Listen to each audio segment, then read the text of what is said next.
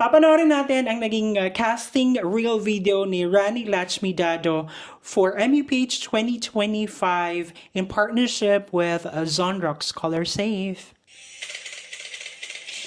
Ang ganda ng dimple.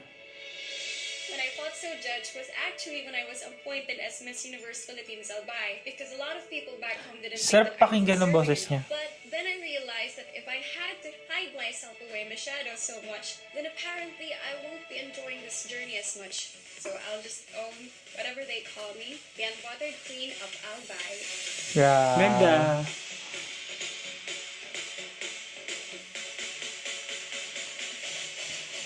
I was actually kind of pretty surprised with how she talks na ang galing niyang magsalita.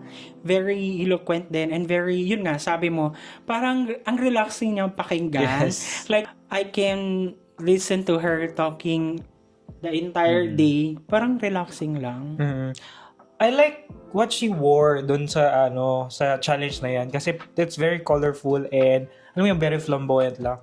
Pero she made it like na very confident siya na parang celebrity na siya sa paglalakad niya. Parang ganon. Yes, yung confidence talaga. And ang hirap nun na parang meron ng assumptions yung mga tao.